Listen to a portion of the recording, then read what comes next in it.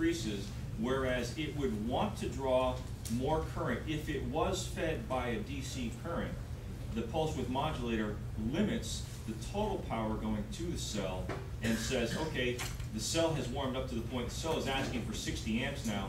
The pulse width modulator says, I will give you 60 amps half the time. So the total power going to the cell remains the same, and the temperature climb on the cell will eventually plateau and stabilize, and it will never go into a runaway condition.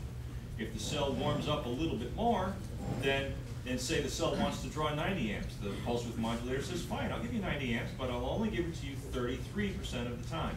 Again, keeping the total amount of power and energy going to the cell constant so that it never goes into a thermal runaway condition. Yes, sir? Zero, I have a question. Not challenging anything you're saying, but I'm just wondering no, go ahead, how some of this is possible. Working with Ozzy at Water for Gas, worked with hundreds and hundreds of people that have gotten like results using the simple mason jar design.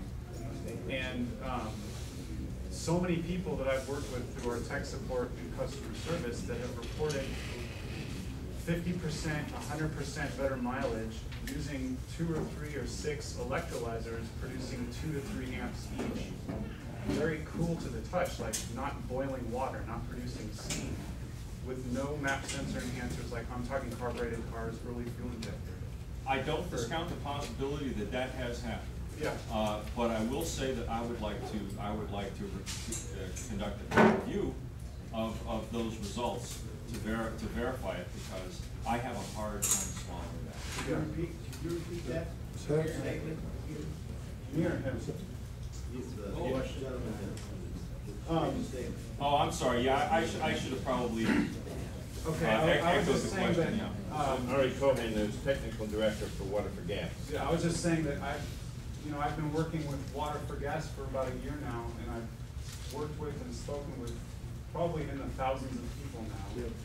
And hundreds of them have reported, with no vested interest in trying to convince me, they've reported back to me consistent results, 50%, 100%, sometimes even more better mileage in carbureted and older fuel-injected vehicles. So we're not talking about, taking aside the computer and the ECU counteracting the gains, taking that aside, 50 to 100% results using the very, very simple, inexpensive water for gas design at low amperage, not boiling water. We're not talking steam engine here, and with significant results that are lasting. And so that seems to conflict with what Zero was saying about you have to have a liter of HHO per liter of engine, which I'm not discounting, but I mean, I've seen it personally and I've heard from so many other people that you don't need that much, and a little bit goes a long way. So I'm just trying to figure out how. I have not collected any data that corroborates that. Okay. The data that I have collected, I mean, along our trip, I mean, it's been a long journey. Along the way, we have produced cells that only produce, a quarter liter per minute, half liter per minute, total combined output. And you tried to use that and have not realized the gains that you claim or you claim to have seen. Right. So if those gains are real, I would like to study those, because I believe those are anomalies that we can all learn from. Right. There are people out there who have reported, and I don't disbelieve what they are reporting to me. All I can say is I personally have not been able to replicate those gains on my vehicle. Right.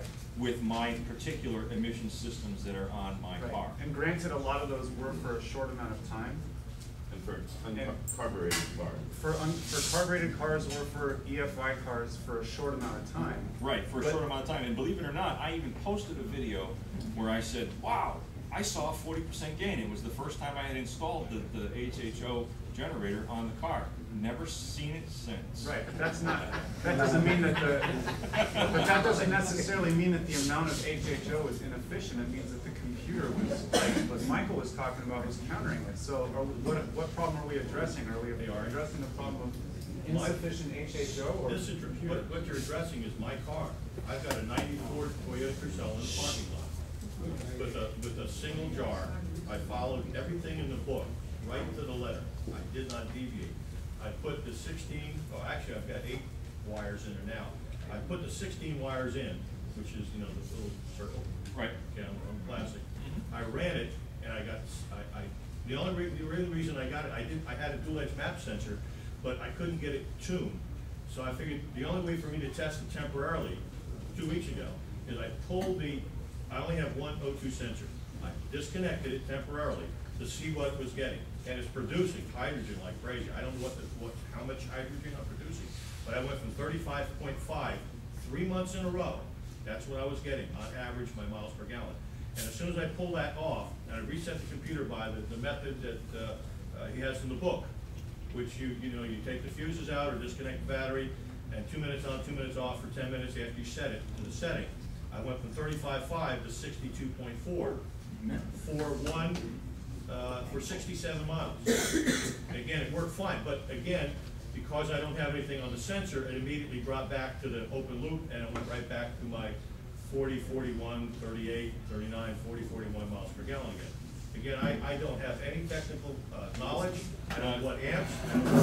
All I know is that I've duplicated it 2 times already. And you don't believe that the act of going through that process of disconnecting the fuses, That was frustrating. and resetting the ECU was just making the ECU stupid enough to say, I'm not gonna tinker with the combustion process for a